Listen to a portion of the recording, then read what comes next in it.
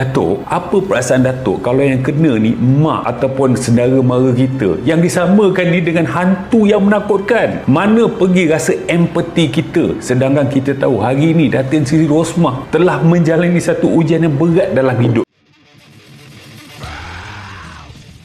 Masyarakat kita memang meraihkan seni komedi, asalkan ianya tidak melepasi garisan aman dalam berkomedi.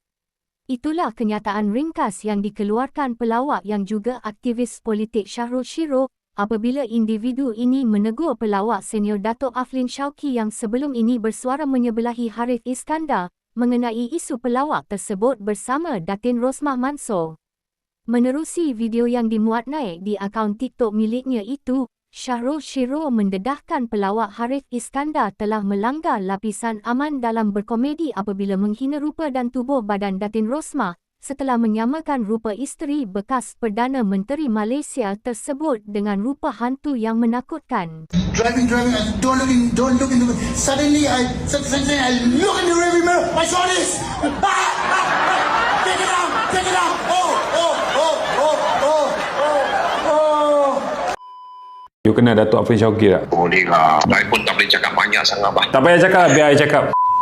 Kenyataan daripada Dato' Aflin Shauqi yang beliau bimbang kebebasan berkarya bagi penggiat seni komedi tanah air mungkin tersekat pada masa hadapan. Dato' Aflin Shauqi jangan bimbang. Orang kita ni memang meraihkan seni komedi asalkan ianya tidak melepasi garisan aman dalam berkomedi. Ingat tak isu Kek Hau? Kita marah sebab apa? Kita marah sebab ianya dah melepasi garisan aman dan jatuh kepada penghinaan agama. Macam isu Harith Iskandar ni juga. Dia dah melepasi garisan aman dalam berkomedi dan jatuh kepada body shaming. Datuk, apa perasaan Datuk kalau yang kena ni mak ataupun saudara mara kita yang disamakan ni dengan hantu yang menakutkan? Mana pergi rasa empati kita sedangkan kita tahu hari ni Datin Sri Rosmah telah menjalani satu ujian yang berat dalam hidupnya. Satu lagi kenyataan daripada Dato' Aflin Shauqi, di Malaysia ni orang sukar nak terima satu perkara itu sekadar gurauan. Orang kita ni cepat terasa. Datuk, jangan kata orang kita tu, orang dekat Hollywood tu. Ingat tak Chris Rock kena lempang dengan Will Smith? Sebab apa? Sebab bergurau tak kena tempat. Kalau bergurau tak kena tempat, memang mendapatlah jawabnya. Buat Dato' Aflin dan juga seangkatan dengannya, bergurau cara Melayu biarlah beradat, bukan menghiris maruah jauh atau dekat. Ketawa itu biar mengikat kasih, bukan membuka luka yang pedih. Melayu mengajar lidah berlapik, bicara lembut hati pun baik. Sindiran ada batas dan seni, tidak melampau dan tidak membenci. Maaf kalau terasa buat Dato' Aflin Shauqi dan juga Harith Iskandar saya susun 10 jari.